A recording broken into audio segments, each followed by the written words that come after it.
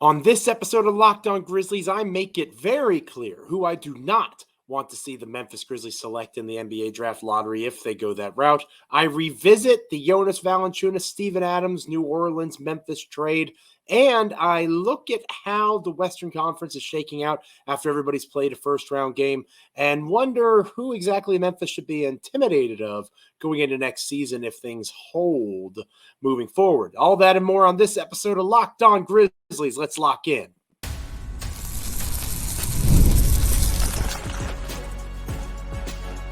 You are Locked On Grizzlies, your daily Memphis Grizzlies podcast, part of the Locked On Podcast Network, your team every day.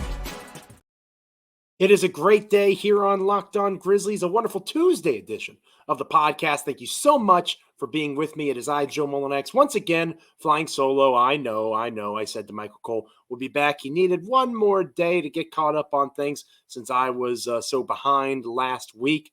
Happy to do it for my good buddy, DeMichael Cole, Memphis Grizzlies beat writer, award-winning Memphis Grizzlies beat writer for the Commercial Appeal there in Memphis, Tennessee. I am Joe Mullinax, your co-host, and I'm happy to be with you once again on this episode of Locked On Grizzlies. Always nice to talk Memphis Grizzlies basketball with you, dear listener, dear viewer. Today's episode is brought to you by Monopoly Go. I admit it, I'm a bit competitive, but I'm a big fan of Monopoly Go as well. It's a mobile hit twist on classic Monopoly. Join your friends. Download Monopoly Go now free on the App Store or on Google Play. Here on Locked On Grizzlies, we are proud members of the Locked On Podcast Network, your team each and every day, free and available wherever you get your podcasts. Like, comment, rate, review, subscribe on YouTube, Apple, Spotify, Amazon, literally anywhere you can get a podcast, you can get Locked On Grizzlies. Make DeMichael and myself part of your NBA and Memphis Grizzlies content consumption each and every time an episode drops as the offseason grinds forth. On yesterday's show, we talked a lot about Yuta Watanabe, roster crunches being alleviated to an extent, focused a little bit on a trade target Isaiah Hartenstein, who would be a wonderful look in Beale Street Blue, but that was yesterday. Today, I am going to not necessarily take a turn to negative town, because I don't know if you know, dear listener, dear viewer, I'm a fairly positive guy. Right? Like going back, I've been covering this team, following this team for over a decade now. I'm the guy, for those of you that are long timers following the Grizzlies like me, I found the bright side of Tayshaun Prince back in 2014 or so. Okay? And if anybody can find a bright side of Tayshaun Prince, and I'm not talking about front office Tayshaun Prince. It's literally been 10 years now. I'm talking about basketball player Tayshaun Prince. If anybody can do the research and have the commitment, the energy, dare I say the gall to look at a situation and say, you know what? There's a sunny side there somewhere.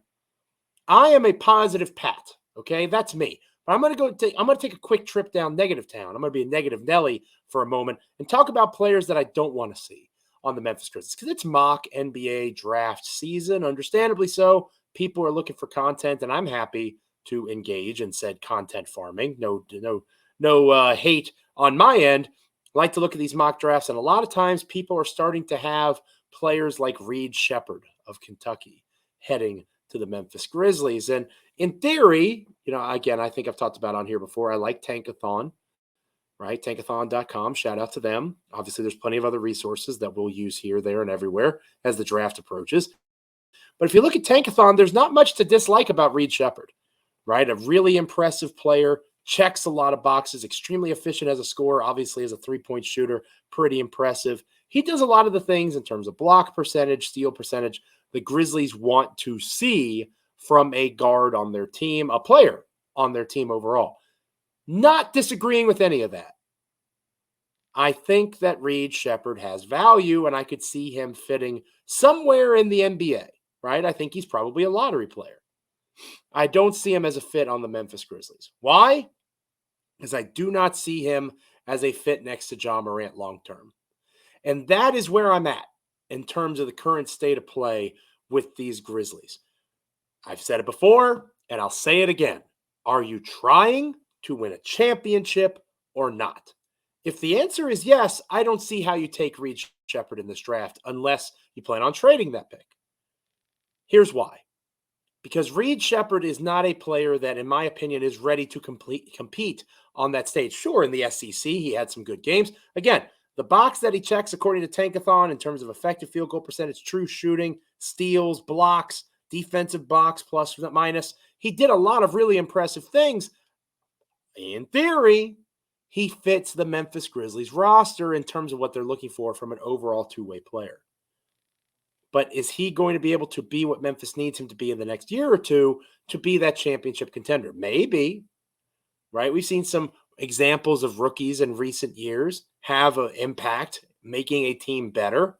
Derek Lively of the Mavs comes to mind with my Donovan Clingan love, a big man that came in, ate some minutes, got better as the season went on. The Mavericks are better in part because Lively is there.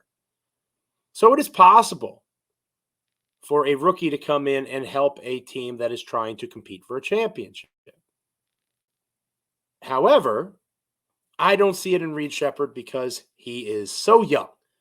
He will be about 20 years old around the draft. He'll be 20 when he comes into Memphis. He also is 6'3".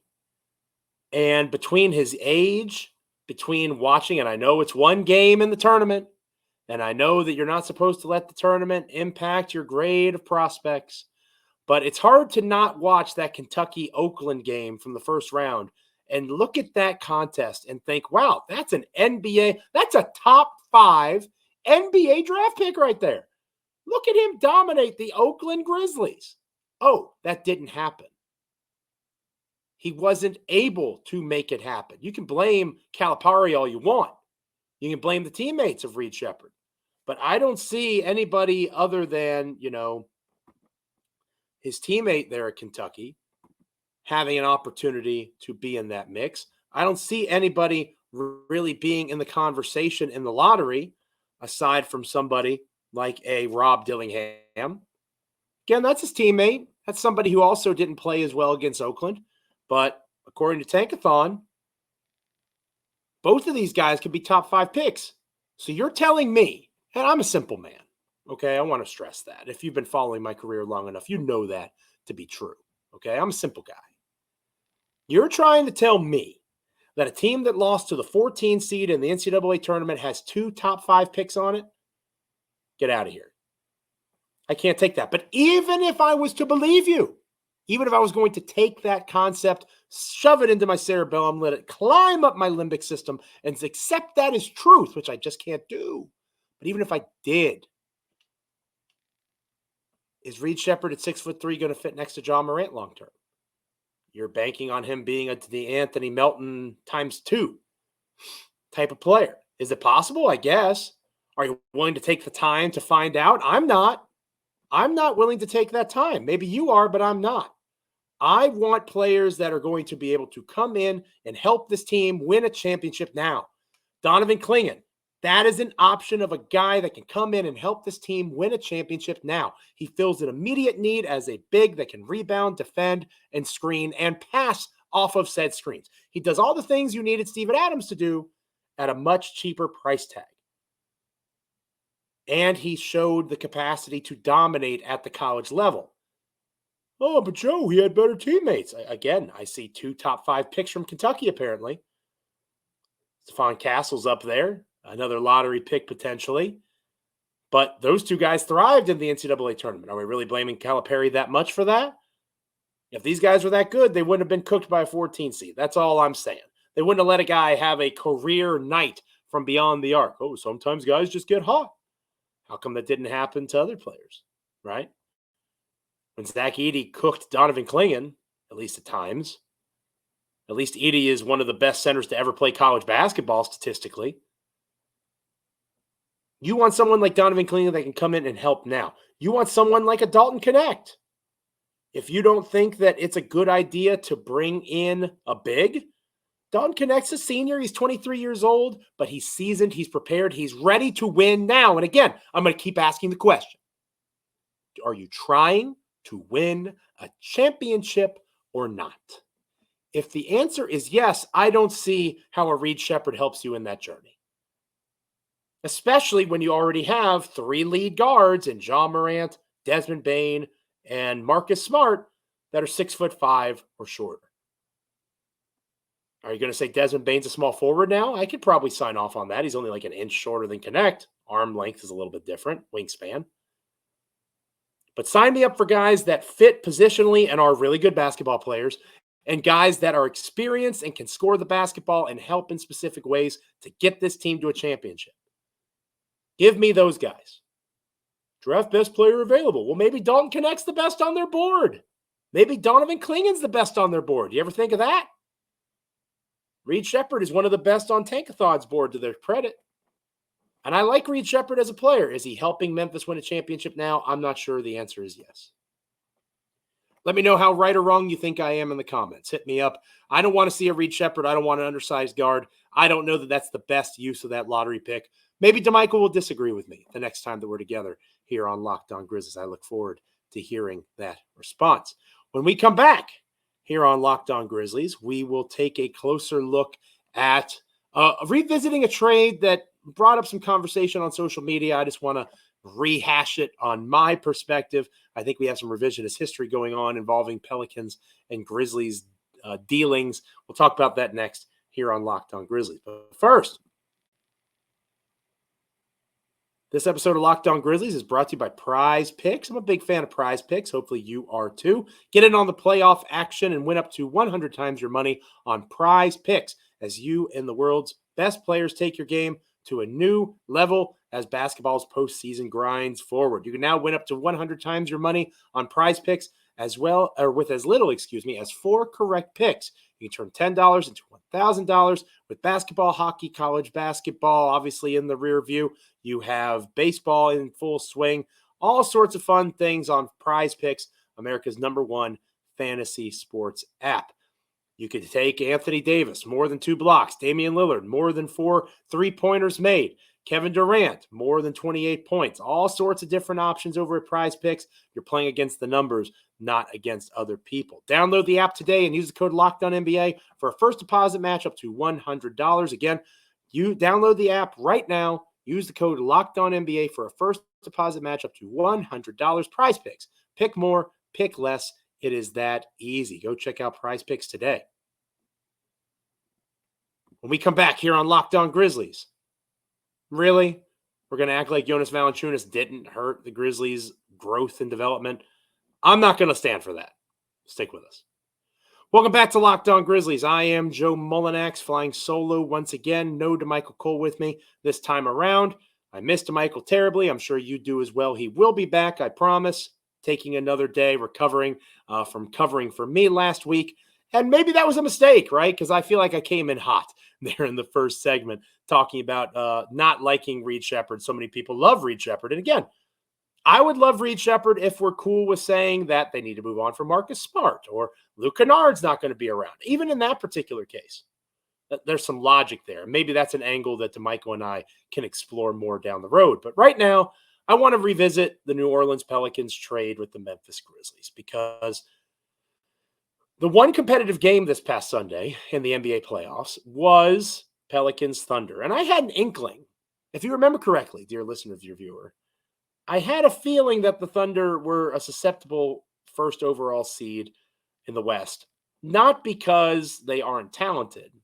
I thought that their youth would not necessarily be served in this environment. I saw them maybe getting out of the first round, especially now that Zion is out. Didn't see them getting past the second round. And I certainly feel very good about that after that game one win. It was still a win for the Thunder, but it was a close one against the Pelicans. One of the players that had some success against the Pelicans was Jonas Valanciunas. And it brought about the calls online and other conversations on social media, which if you aren't seeing these things, good for you, because that means you're not on social media, and that's probably the right decision. But folks talking about how undervalued Jonas Valanciunas is. And I have a problem with that because I think that it's phrased incorrectly. It's not about undervaluing Jonas Valanciunas. I valued, when Jonas was here in Memphis, Jonas for exactly what he was, a security blanket for young players in John Morant, Desmond Bane, and Jaren Jackson Jr. as they found their footing. I valued him for that. And I was appreciative of what he did with the Memphis Grizzlies and was happy to see him go because the Memphis Grizzlies didn't need his high usage scoring any longer. They didn't need it. They moved on from him, and he's had success in New Orleans. Now, I want to stress, again, I watched the game. we say how good Jonas played, and he did play well. Oklahoma City is small. They're undersized. Jonas dominated many of those matchups. Chet Holmgren's the only true big they've got. But Jonas didn't play much down the stretch. It was Larry Nance Jr. that was getting those minutes. And I wonder why that is. How come Jonas Valanciunas is not playing in a big game situation, and Larry Nance Jr. is, when Jonas Valanciunas, all we hear about is how he's such a good scorer and a good rebounder and a great big, and he should be on the floor. It's because he's a defensive liability. That's why. It's because you can't have him switch with anything. It's drop coverage alone for Jonas Valanciunas. It makes you predictable, the exact thing that I said all those years ago now, several years ago. Not to be disrespectful to Jonas. Again, he's a very good regular season big. But he did a lot of things that the Memphis Grizzlies needed: screening, some passing, not as much as Steven Adams, but rebounding especially. Jonas was strong at that. And again, early on in this era, when the Memphis Grizzlies did not have an uber-confident John Morant or Desmond Bane, especially Desmond Bane or Jaren Jackson Jr., things break down. Break glass in case of emergency, get Jonas the ball on the block, let him work. He's still more than capable of doing that. He's a good NBA, especially regular season player. But you have to weigh the pros with the cons. His offensive skill set and what he brings as a rebounder is, in my opinion, or was negated in Memphis by the fact that Jonas couldn't switch defensively. It was always drop coverage. You knew exactly what Memphis was going to do. And you also had a player in Jonas who, in Memphis in particular, was asked to be something that long-term he was not going to be for the Grizzlies. And that's the reality. It's almost the exact same situation as Dillon Brooks. Why move on from Dillon Brooks? Why pass him off? Why let him go? Because he always was going to see himself as a part of the core here in Memphis as one of the most significant players, because that's the way he was treated by the organization. That's the way Memphis wanted him to be used. They did that from the beginning with him, back to 2018. Why do we expect Dillon to see himself any different in a Memphis Grizzlies uniform? He had to move on to adapt to a different role, which there were some successes and some failures in Houston with that this past year in year one. Jonas Valanciunas was always going to be a high-usage big, at least in his mind, because that's what the Grizzlies wanted him to be. He saw himself as that, and he wasn't wrong for seeing himself as that. Steven Adams was never that. Steven Adams is not a high-usage big. Steven Adams rebounds just as well, if not better, than Jonas Valanciunas. He passes better than Jonas Valanciunas. And maybe you're sitting there saying to yourself, but Joe, doesn't Steven Adams do a whole bunch of drop coverage? Oh, you betcha. That same versatility issue exists, which, maybe that's the reason Steven Adams isn't here anymore, at least in part. But Adams still did a lot of things really well, similar things to Jonas, and he, most importantly, did not inhibit the offensive development of Bane, Jaren, and Ja. And it's not like Jonas did it out of malice, out of cold, calculated thought process. He was playing his game, and he was doing well.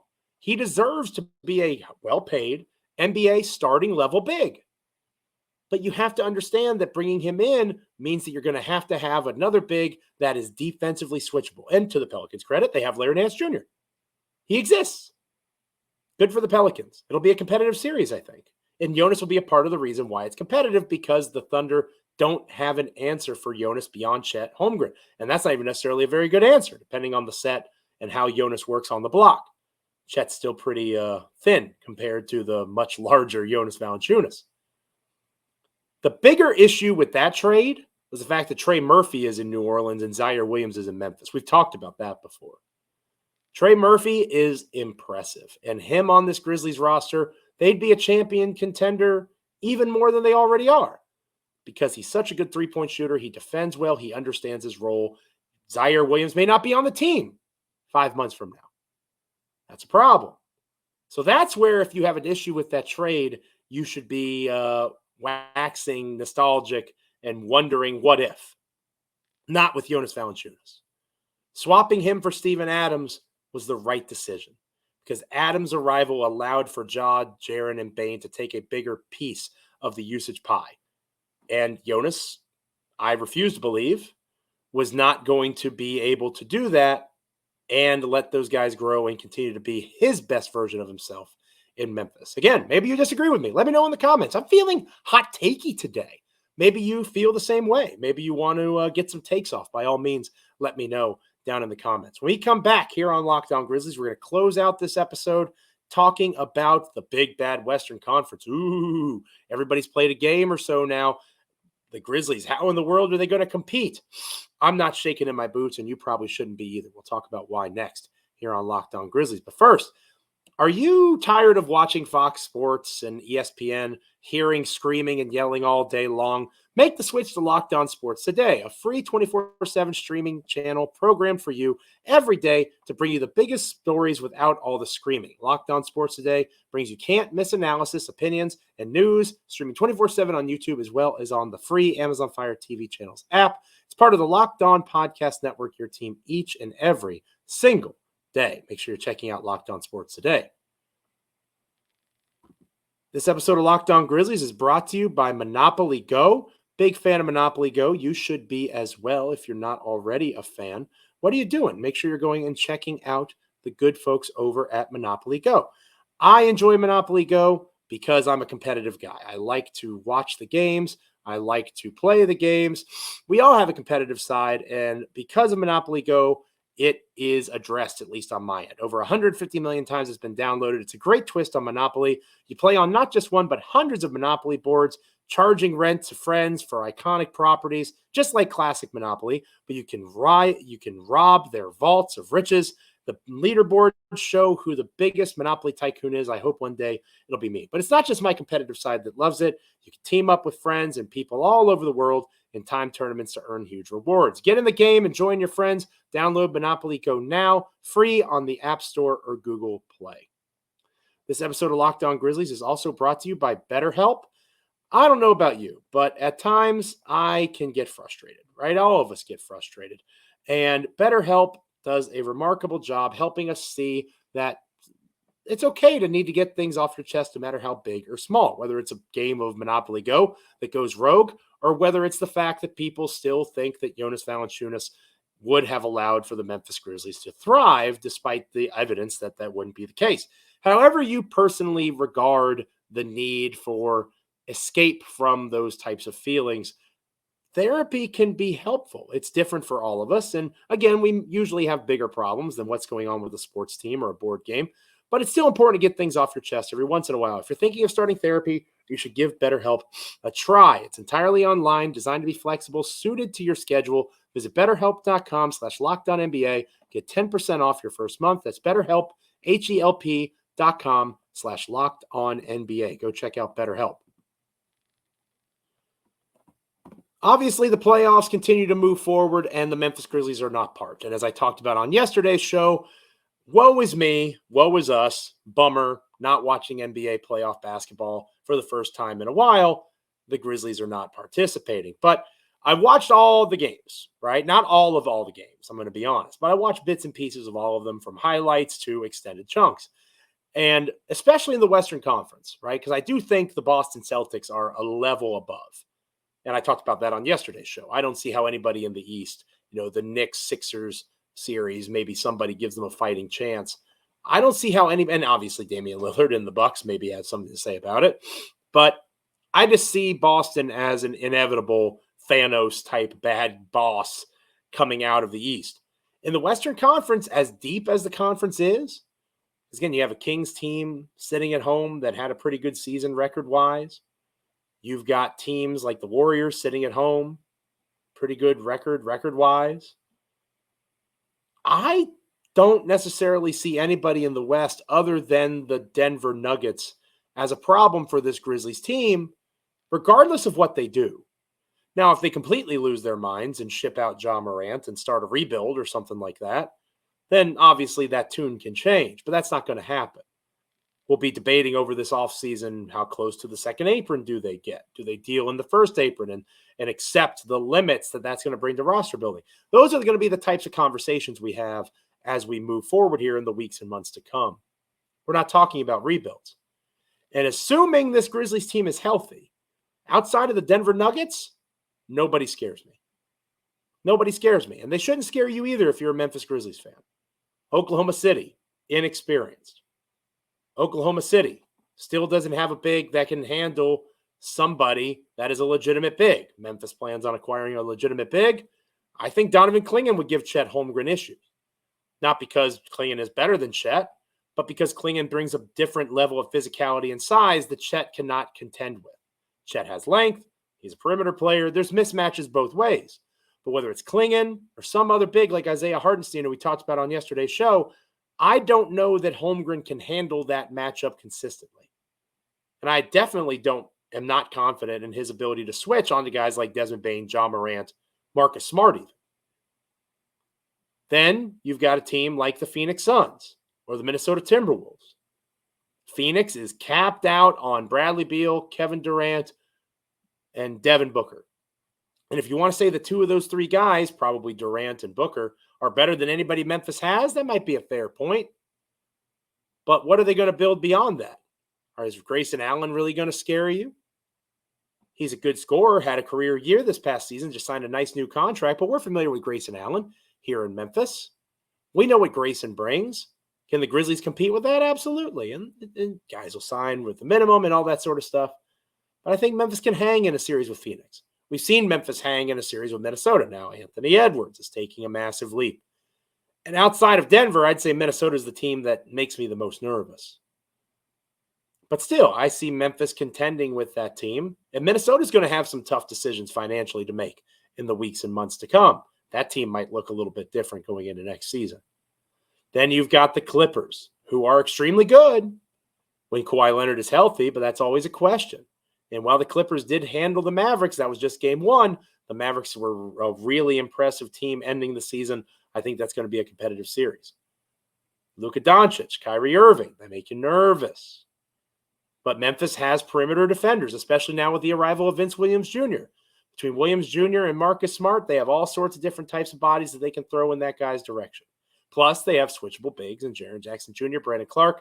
They can vary their defensive looks. The Los Angeles Lakers are going to be another year older.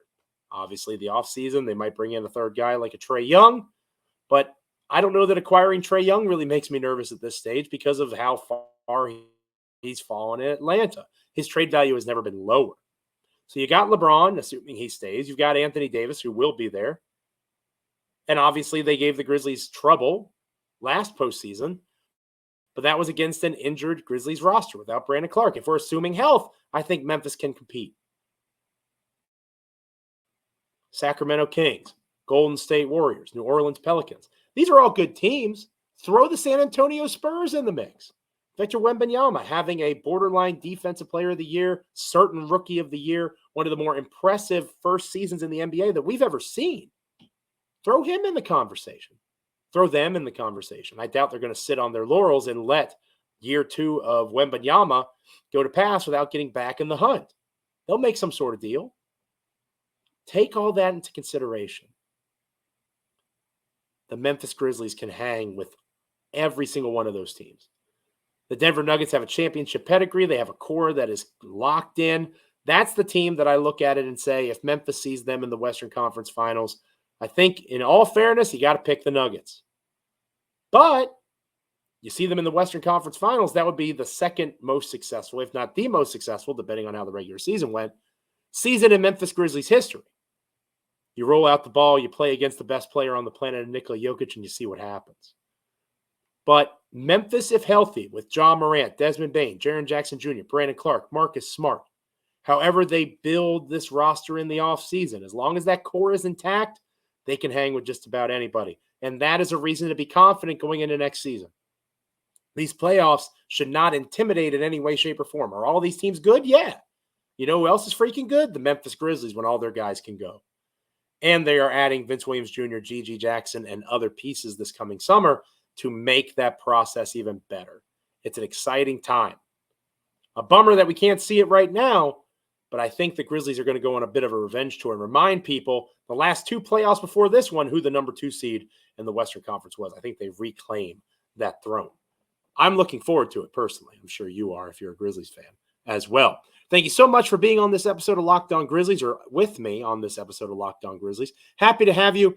I'm hopeful that we'll be back together with DeMichael Cole tomorrow. Maybe I'll get his take on who he doesn't think Memphis should draft. I have a sneaky suspicion he's going to disagree with me and maybe even say Donovan Clingan, and I might have to get mad at DeMichael, which I don't like doing, but we'll see. We'll also talk about The Athletic, right? They put out their players survey that comes out every year. Not a ton of Memphis love this time around. I wanted to wait until DeMichael was back with me and we can talk about that survey. And, of course, so many other things involving the Memphis Grizzlies here on Locked On Grizzlies. Thank you for being with me. Thank you for liking, commenting, rating, reviewing, subscribing, wherever you get podcasts, YouTube, Apple, Amazon, Spotify, whatever the case might be, however you take in the show. Hopefully you're with us each and every day, each and every time an episode drops and you make myself and DeMichael, our happy little show here on Locked On Grizzlies, a proud part of not just the Locked On Podcast Network, but a proud part of your NBA content consumption.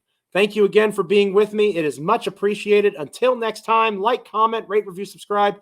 Let me know what you think of my hot takes down below, and I'll catch you next time here on Locked On Grizzlies. See ya.